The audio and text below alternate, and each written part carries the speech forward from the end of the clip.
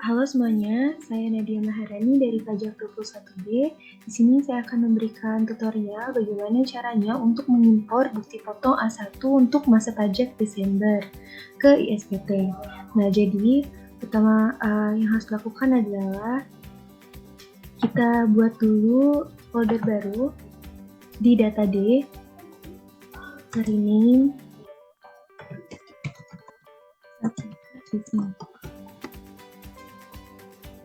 kemudian kita ke local disk ke C, kemudian klik program files 86, kemudian DJP, ISPT 2014 ke DB.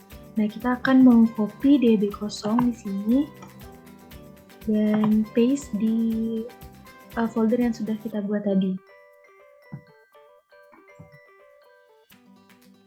Kemudian sama stepnya ke program files 86, DJP, ISPT 2014, kemudian ke dokumentasi. Di sini ada CSV format dan kita klik yang contoh CSV. Dan karena kita sedang mengerjakan masa pajak Desember, maka kita membutuhkan bukti potong A1 di sini 1721 BP A1. Kita copy dan kita paste ke folder yang sudah kita buat tadi. Nah, ini kalau kita buka di sini dia itu bentuknya masih CSV. Jadi kita ubah dulu ke Excel workbook. CSV kita save ke Excel. Nah, di sini barulah kita bisa menginput seluruh data yang diperlukan untuk menghitung pajak terutangnya. Jadi mulai dari input data-data karyawan di sini, kemudian di sini juga ada jumlah 1 sampai jumlah 20. Nah, jumlah 1 sampai jumlah 20 ini apa? Nanti akan saya jelaskan lebih lanjut sebentar lagi. Ini kita close dulu, karena kita akan mengerjakan contoh kasus di kertas kerja di sini. Nah, di sini ada contoh kasus, di mana ada data pemberi kerja, kemudian ada master data. Harusnya kalau di kasus realnya mungkin ada berapa puluh sampai berapa ratus karyawan, cuman karena kita sedang mengerjakan latihan saja untuk contoh supaya tidak lebih simpel, maka di sini saya menyiapkan 4 karyawan beserta ada NPWP-nya, jenis kelamin, status, tanggungan, alamat, dan jabatan. Nah, kemudian di sini ada disediakan ya dari bulan 1 sampai bulan 12 data penghasilannya. Ini juga ada gabungan, dan di sini ada kertas kerja yang sudah saya kerjakan. Nah, jadi dimulai dari sum of basic salary-nya, kemudian tunjangan-tunjangannya. Di sini ada total tunjangan juga, kemudian ada BPJS, ada THR yang diberikan oleh pemberi kerja, kemudian ada pengurangnya juga sampai sum of tax. Di sini sudah di kertas kerja di sini. Biasanya saya akan untuk mempermudah memindahkan ke CSV, biasanya saya akan mengerjakan sesuai dengan format CSV-nya. Ini karena formatnya A1 itu seperti yang sudah tadi kita lihat, seperti ini, maka di kertas kerja saya akan mengerjakan mirip ya format template-nya, jadi supaya lebih memudahkan saja. Nah, mungkin langsung ke pembahasannya saja. Di sini ada masa pajak. Nah, karena masa pajak yang kita kerjakan itu adalah masa pajak Desember, maka di sini kita tulis 12 sesuai bulan. Bulannya adalah bulan 12. Kemudian tahun pajak, kebetulan kasus ini tahun 2016, maka kita isi 2016. Untuk pembetulan, kita isi 0 saja. Kemudian untuk nomor bukti potong, di sini kita bisa menyesuaikan sesuai dengan 12 untuk masa pajaknya, dan tahun pajaknya disesuaikan dengan tahun pajak yang kita sedang kerjakan. Karena 2016 maka kita ubah menjadi 16. Kemudian di sini ada masa perolehan awal dan masa perolehan akhir.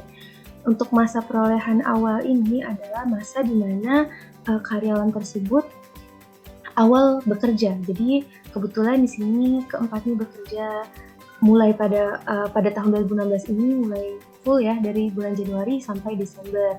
Nah, jadi tidak ada yang pindah cabang pada pertengahan tahun ataupun resign pada pertengahan tahun, jadi full dari Januari sampai Desember. Kemudian ada NPWP dan NIK, nama, alamat, jenis kelamin, dan semuanya ini bisa kita lihat di master data yang sudah diberikan oleh pemberi kerja. Jadi tinggal di copy paste saja. Kemudian di sini ada status PTKP juga dan juga ada jumlah tanggungannya dan nama jabatannya.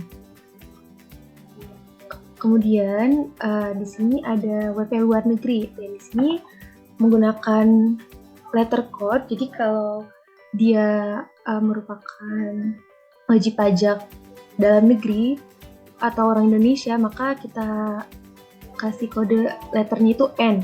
Sementara kalau misalnya dia ekspatriat, maka kita bisa isi dengan Y, JAS. Jadi dia wajib pajak luar negeri. Kemudian kode negara, apabila dia ekspatriat, maka kita isi sesuai dengan kode negara yang tertera, sesuai dengan negara asal ekspatriat tersebut berasal. Kemudian karena di sini berasal dari dalam negeri semua, maka tidak usah diisi. Kemudian di sini ada kode pajak 21.100.01. Nah, ini ya, jadi ada perhitungan dari jumlah 1 hingga jumlah 20. Nah, jumlah 1 sampai jumlah 20 ini apa? Di sini kita bisa lihat kita buka dulu ISPT-nya. Kita kalau habis tadi ke program file 86, kemudian ke DJP, ISPT 2014, kemudian kita scroll ISPT 2114. Ini kita klik kanan, kemudian Run as Administrator.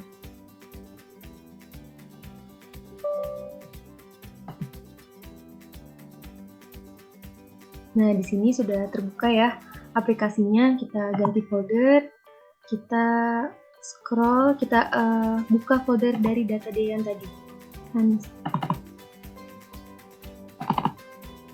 Oke, kita pilih DB, kemudian passwordnya 23, login. Nah, NPWP ini kita sesuaikan dengan yang diberikan di kasus.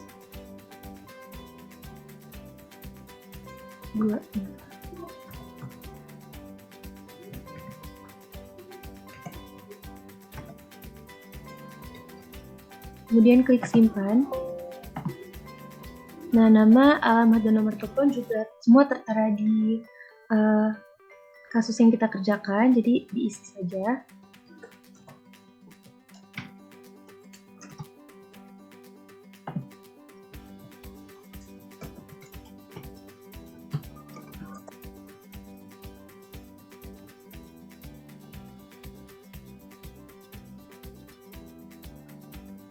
Nomor telepon, dan juga email.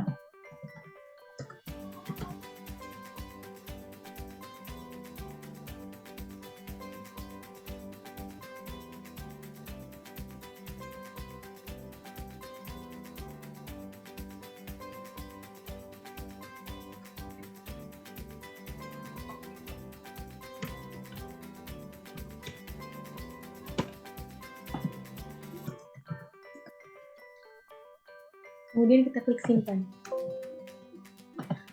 Kalau sudah, kita langsung pilih SPT, buat SPT baru. Karena kita sedang mengerjakan masa Desember, kita klik yang Desember dan tahunnya itu tahun 2016. Kemudian klik buka SPT. SPT berhasil dibuat, oke. Kemudian kita pilih isi SPT. Ada daftar bukti potong, di sini ada A1. Nah, dari A1 ini kita langsung klik baru. Oke, nah di sini ada B1 dan B2 untuk rincian penghasilan dan penghitungan PPh. Nah, di sini bisa kita lihat ya, ada 20 poin. Jadi untuk komponen penghasilan bruto ini 1-8, kemudian ada pengurangan 9-11, dan juga ada penghitungan PPh 12-20. Nah, jadi ini semua yang kita kerjakan di kertas kerja ini itu atau di CSP ya nanti ya. Jadi kita pindahkan nanti ke CSP, itu sesuai dengan yang tertera di sini. Jadi kita ikutin saja. Untuk jumlah 1 ini ada gaji, maka di sini kita isi Di sini aku pakai rumus VLOOKUP untuk mempermudah saja. Jadi caranya itu seperti ini. Jadi sebenarnya rumus ini bisa dipakai ke row-row berikutnya juga. Tinggal diubah saja row berapanya sesuai dengan yang diminta. Kemudian table array-nya kita lihat dari kertas kerja. Karena tadi jumlah 1 itu minta data tentang basic salary, maka kita lihat basic salary ini ada di row kedua. Sini saya sudah memberi 1, 2, 3, 4, 5 sampai seterusnya supaya memudahkan. Row kedua, kemudian 0. Nah, di sini sudah langsung ini ya. Kemudian kita langsung double klik saja, nah seperti itu. Kemudian untuk jumlah yang kedua, kita bisa lihat di sini jumlah kedua adalah untuk tunjangan PPh. Nah, untuk di kasus ini tidak ada, maka kita nolkan saja. Lanjut ke jumlah ketiga. Jumlah ketiga adalah tunjangan lainnya, uang lembur, dan sebagainya. Sama ya rumusnya untuk dia ngedrag data dari yang sheet yang kertas kerja yang tadi sudah kita kerjakan, itu pakai rumus VLOOKUP. Nah, kemudian karena tadi tunjangan lainnya, maka kita lihat di sini ada total tunjangan. Di sini ada total tunjangan. Dapat dari mana? Ini ada menjumlahkan seluruh tunjangan.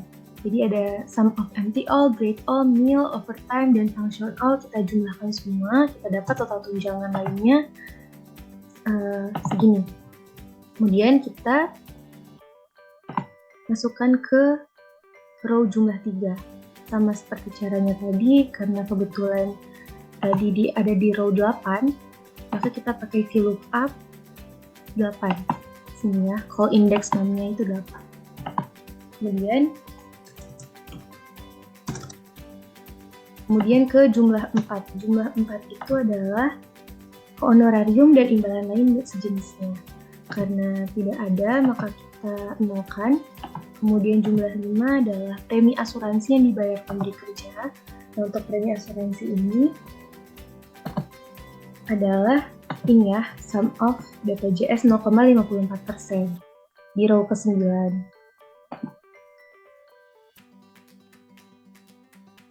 Nah, sini. Kemudian jumlah 6 adalah penerimaan dalam bentuk natura atau kenikmatan lainnya yang dikenakan pemotongan PPh pasal 21. Di sini karena tidak ada maka kita nolkan. Di jumlah 7 adalah tantiem, bonus, gratifikasi, dan THR. Nah, THR kebetulan ada di sini ada THR. Sum of THR di sini ada di kolom ke-10, maka kita pindahkan ke jumlah 7. Untuk jumlah 8 ini adalah jumlah penghasilan bruto. Untuk jumlah 8 ini adalah jumlah penghasilan bruto. Maka di sini kita tinggal sum dari jumlah seluruh basic salary sampai total tunjangan-tunjangan semua kita sum. Maka kita akan mendapatkan jumlah bruto. Baru ke pengurang di jumlah 9, yaitu adalah biaya jabatan atau biaya pensiun. Nah, biaya jabatan ini, di sini aku pakai rumus if, di mana intinya jumlah 9 ini adalah perhitungan biaya jabatan yang mana setahun itu maksimal 6 juta atau per bulannya itu maksimal adalah 500.000. Kemudian jumlah 10. Jumlah 10 di sini adalah iuran pensiun atau iuran JHT atau THT. Kemudian kita lihat di kertas kerja, iuran pensiun di sini ada sum of aspek 2%. Kita masukkan yang 2% ini ke kertas kerja yang tadi. Karena dia di row 11, di kolom 11, jadi kita masukkan. Kemudian jumlah 11 itu adalah jumlah pengurangan. Jadi karena biaya jabatan dan iuran pensiun itu berupa pengurang, maka kita jumlahkan total pengurangnya berapa. Itu caranya adalah dengan menjumlahkan jumlah 9 dan jumlah 10. baru dapat total seluruh pengurangnya adalah di jumlah 11. Nah, kemudian ke jumlah 12, ini tinggal kita klik yang B2, jumlah penghasilan neto. Jadi jumlah 12 itu adalah untuk seluruh penghasilan neto. Nah, kita dapat dari mana penghasilan neto? Itu adalah jumlah 8 dikurangi jumlah 11, atau jumlah bruto yang tadi sudah kita hitung dikurangi dengan total pengurang, yaitu jumlah 11. Ini kita langsung mengurangi saja, jumlah 8 dikurangi dengan jumlah 11. Maka dapat hasilnya penghasilan neto. Kemudian di sini ada jumlah 13. Jumlah 13 kita lihat apa itu penghasilan neto masa sebelumnya. Nah, karena karena tidak ada yang berhenti atau resign atau mulai di pertengahan tahun, maka kita nolkan saja karena semuanya seluruh karyawannya full dari Januari hingga Desember, maka tidak ada, kita nolkan saja. Kemudian jumlah 14. Jumlah 14 itu adalah jumlah penghasilan neto untuk PPh 21 disetahunkan. Otomatis karena 13 nol, maka hasilnya sama dengan jumlah 12. Kemudian jumlah 15. Jumlah 15 ini adalah PTKP atau penghasilan tidak kena pajak. Untuk PTKP di sini sama, saya menggunakan rumus VLOOKUP, tapi ada cara agar lebih cepat. Itu caranya adalah dengan, di sini saya menambahkan kolom untuk PTKP. Caranya itu karena tadi itu status PTKP dan juga tanggungan itu masih belum digabung ya, TK0, K1 dan TK0 ini masih terpisah, maka kita gabung terlebih dahulu di sini di PTKP. Caranya itu seperti ini, hanya kita tinggal kasih tanda dan di sini simbol dan di sini. Nah, kemudian kita buat tabel untuk PTKP beserta jumlah PTKP-nya itu berapa. Kemudian baru kita kita ke jumlah 15 tadi ya, PTKP. Caranya itu dengan menggunakan VLOOKUP.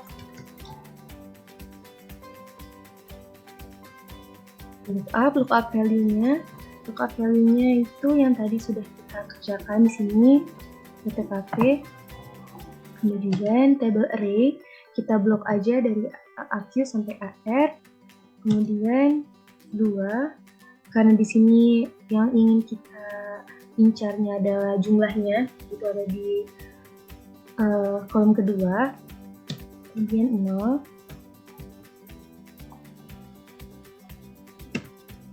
Jangan lupa kita load dulu.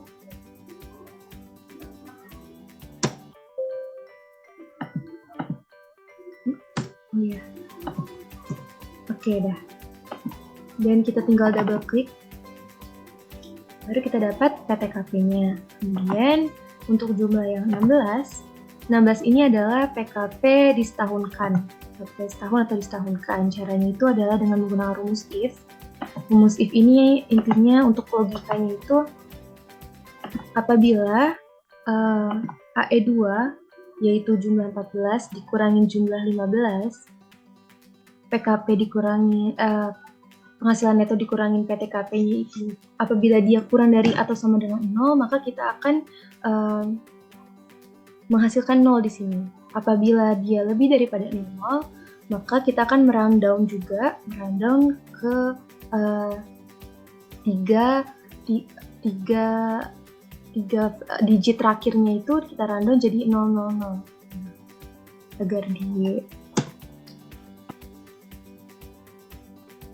agar bulatnya pembulatan.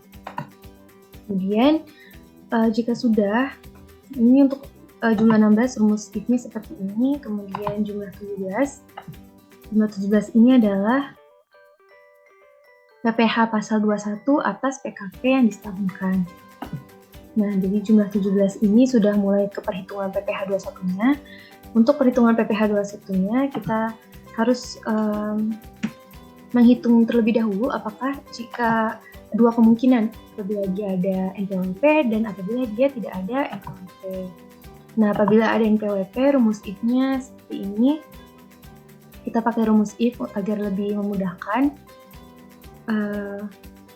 Rumus biasa, tapi kalau tidak ada, itu pasti dikali 120% atau dikali 1,2 dari hasil yang apabila dia ada NPWP. Karena lebih tinggi 120% apabila dia tidak memiliki NPWP. Nah, untuk pengisiannya itu adalah if G2 kita lihat di sini G2 adalah NPWP. G2 di sini adalah NPWP. Nah, apabila di sini dia tidak ada NPWP sama dengan 0 atau dalam arti kata dia tidak memiliki NPWP, maka jawaban yang kita inginkan adalah AT2. AT2 di sini yang sudah kita kerjakan tadi di kolom tidak ada. Namun di sini apabila salah atau apabila dia memiliki NPWP, maka jawaban yang akan tertera adalah ada di AS2 di sini. Kemudian kita enter saja dan kita double klik. Nah, di sini sudah jumlah 17, kemudian kita ke jumlah 18. Jumlah 18 adalah PPh pasal 21 yang telah dipotong masa sebelumnya. Tadi ya, karena tidak ada yang pindah, itu maka kita nolkan saja. Kemudian jumlah 19 otomatis sama dengan jumlah 17, begitupun dengan jumlah 20. Nah, untuk status pindah, apabila ada pegawai yang pindah, maka di sini kita isi status pindahnya, namun karena tidak ada pegawai yang pindah pada tahun ini, maka kita kosongkan saja. Kemudian di sini ada NPWP pemotong. NPWP pemotong ini kita lihat di data di master data, itu ada Najwa Latisha di sini sebagai direktur utama yang melakukan pemotongan. Maka kita isi dengan NPWP Najwa Latisha di sini dan juga namanya.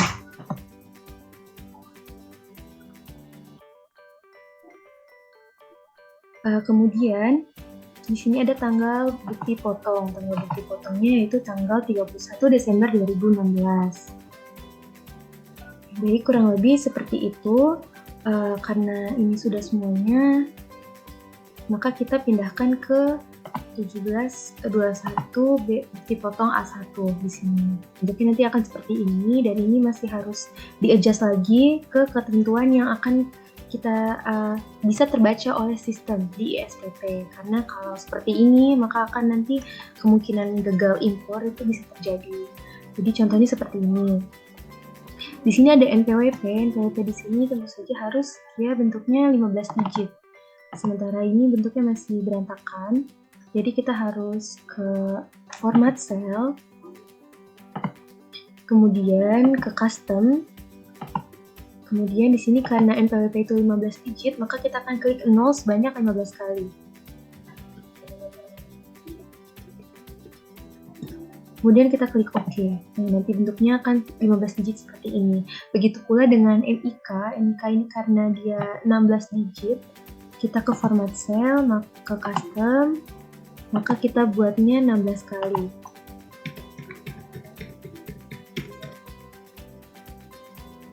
Oke. Kemudian nama sudah, alamat, jenis kelamin, status PTKP, jumlah tanggungan. Ini, oh ya, jenis kelamin. Jenis kelamin ini yang terbaca oleh sistem adalah berupa letter code F untuk perempuan atau female dan M untuk male atau laki-laki. Maka kita harus mengganti ini. Caranya Ctrl H, laki-laki kita ganti ke male, dan untuk perempuan kita ganti ke F, email. Otherwise dia nggak akan bisa ke-read oleh sistem dan itu akan memungkinkan untuk terjadinya gagal impor. Kemudian di sini status PTKP, jumlah tanggungan, nama jabatan. Kurang lebih sudah semua. Oh iya, untuk di sini juga NPWP, jadi harus teliti mengerjakan ini, CSV file ini. Kita buat juga 15 kali.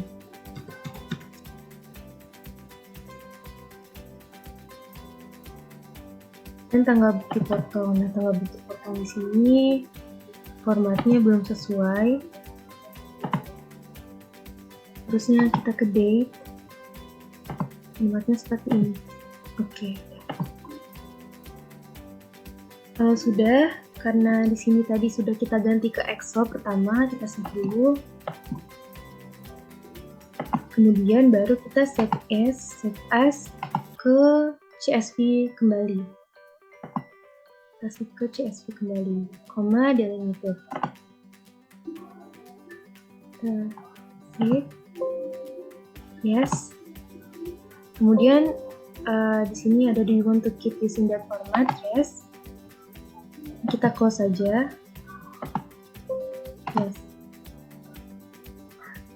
Sudah, kemudian kita buka ISPT, kita akan langsung mengimpor. Nah, untuk mengimpor di sini kita ke menu CSV, kemudian ada impor, ada bukti potong. Bukti potong, kita klik yang A1. Nah, di sini kita buka file. Buka file, kemudian kita ke folder yang tadi. Di sini ada CSV yang tadi sudah kita save, kita open. Oke, sudah kelihatan ya di sini. Kemudian kita langsung klik import. Berhasil. Kita klik OK dan di sini sudah terimpor. Ya baik, selanjutnya langkah selanjutnya setelah mengimpor kita bisa mencetak bukti foto yang sudah selesai kita impor tadi. Jadi kita ke menu cetak, kemudian klik bukti potong, kemudian kita ke 1721 A1 dan di sini tertera seluruh pegawai dengan bukti potongnya masing-masing. Kemudian kita bisa checklist dan kemudian kita bisa cetak bukti potongnya. Setelah itu, kita bisa ke menu isi SPT, kemudian ke daftar pemotongan pajak, lalu teman-teman bisa klik satu tahun pajak di sini, dan ada di sini untuk yang A ini pegawai yang penghasilannya itu melebihi PTKP sehingga dia memiliki pajak terutang. Kemudian untuk yang B ini, yang penghasilannya itu tidak melebihi PTKP. Nah, karena tadi ada ya di kasus kita ada yang pajaknya itu 0, dalam arti kata dia penghasilannya itu belum melebihi PTKP. Nah, kita bisa hitung di sini untuk pajak terutangnya. Di sini kita bisa ke data, kemudian filter. Kita cari yang PPh terutangnya itu 0. Kemudian klik OK. Kemudian kita di sini diminta untuk menghitung jumlah pegawainya dan juga total jumlah penghasilan brutonya. Nah, jadi penghasilan bruto tadi ada di jumlah 8 ya teman-teman. Jumlah 8 di sini. Jadi kita coba untuk sum aja. Nah, hasilnya ini. Kita paste. Ya, kita paste di sini. Kemudian baru jumlah pegawainya tadi ada 2 pegawai. Kita klik simpan. Bagian B berhasil disimpan. Ya, mungkin cukup sekian tutorial dari saya. Kurang lebihnya mohon maaf. Semoga bisa membantu teman-teman semua. Wassalamualaikum warahmatullahi wabarakatuh.